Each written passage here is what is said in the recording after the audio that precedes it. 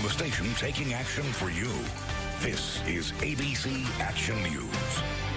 Good afternoon to you, everyone. I'm Ashley Glass in for Dia. And I'm Dan Schaefer. A judge is declaring a mistrial in the case of a man accused of tossing a baby out of a moving car. Richard McTier was facing murder charges at least until Monday afternoon when the baby's mother took the witness stand.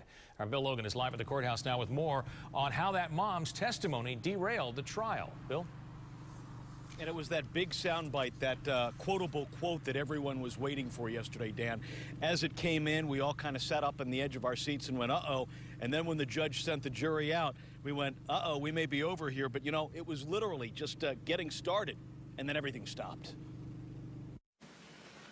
It was the shot heard round the court square. He told me that he was going to come over and shoot my baby in the face and piss on him in his face, and he was going to kill both of us. The mother of a dead infant testifying in the trial of the man accused of killing her baby talked about a threat he'd made earlier. In a phone call, all parties agreed would not be referred to in this trial. The jurors heard testimony they should not have heard under any circumstances. In this court's judgment, this testimony would vitiate the entire trial. And so in this court's conclusion, mistrial is necessary to assure that the defendant receives a fair trial. Today, Judge William Fuente ordered attorneys to come back before him September 13th with a plan to reschedule the witnesses and set up trial for later this year. And he sent the jurors home saying, thanks for your service, but there's no way you can be fair now. And then when I found out baby, and then I found out 275, I was like, oh my God, this is horrific. Lori Reyes was one of those jurors who was braced for some terrible testimony. So yeah, it's a little frustrating knowing that you put all this time in and it was, okay, go home, it's over with now.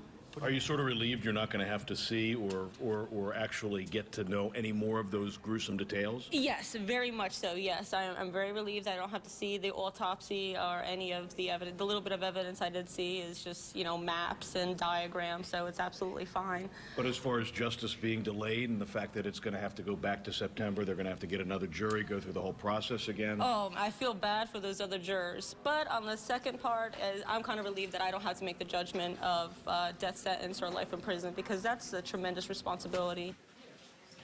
A tremendous responsibility that is now going to be put on another panel of Mr. McTier's peers sometime by the end of the year. It is the judge's fervent hope that they can get this trial in before the end of 2013. We're going to hear about some of those challenges that the prosecution and specifically the defense is going to be facing in this coming up tonight at 5. For now, though, we're live in downtown Tampa.